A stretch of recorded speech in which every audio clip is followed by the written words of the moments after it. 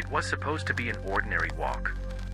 I decided to go into the forest to escape the monotony and clear my thoughts. The path I usually followed suddenly split into two, and without hesitation, I took the new direction. The trail grew more overgrown, but something compelled me to keep going. It felt as if something was calling me forward. As the trees grew denser, I saw the outline of a house through the foliage. It looked old and abandoned.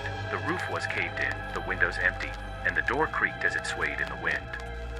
I should have felt scared, but instead, I felt drawn inside. As soon as I crossed the threshold, the air inside the house grew heavy, as if fresh air had never entered this place. The ceiling was covered in cobwebs, the floorboards groaned under my weight, and a thick layer of dust covered everything. I turned on my flashlight and cautiously began to explore the rooms. On the first wall, I saw my name. It was written in clear, even letters. I couldn't believe my eyes and ran my hand over the writing. It wasn't paint. Something dark, like ash or charcoal, had seeped deep into the wood.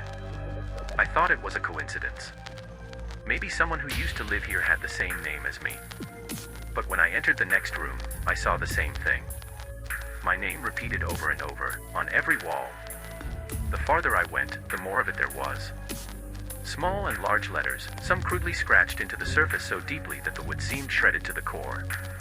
In the farthest room of the house, there was a single wall completely covered in words. "We were waiting for you." A chill ran down my spine as I read it.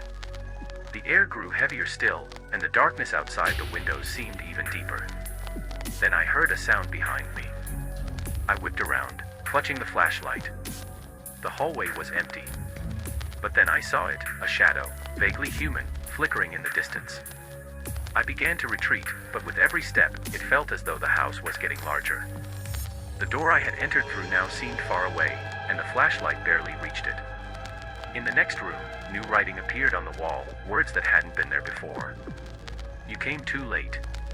The words were fresh, with black dust falling to the floor as if just written.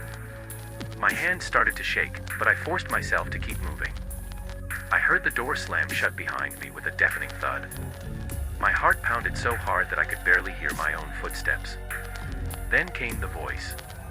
Quiet, drawn out, coming from all directions at once. "We knew you'd return." The flashlight flickered onto the wall next to me, and I saw my reflection. But it wasn't me. The body was mine, but the face was someone else's. And then the flashlight went out. I stood in complete darkness, unable to move. It felt as if there was no air left in the room, and I was suffocating. My hands trembled as I tried to turn the flashlight back on, but it remained dead. Suddenly, a faint light appeared in the corner of the room. Warm, flickering, like the flame of a candle.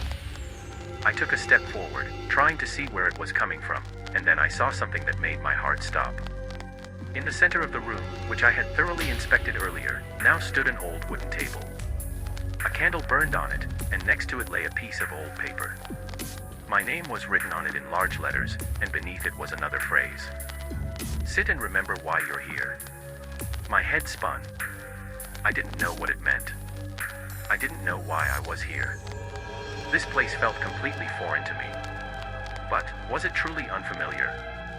Gradually, fragments of memories began surfacing in my mind. I had been here before. This place wasn't unknown to me. And I knew how it all ended. But I couldn't remember what exactly had happened.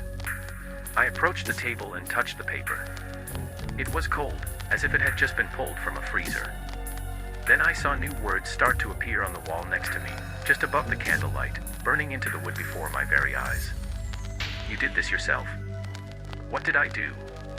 I shouted, but my voice sounded foreign, even to me. The candlelight flickered, and I felt something cold touch my shoulder. I turned around, but there was no one there.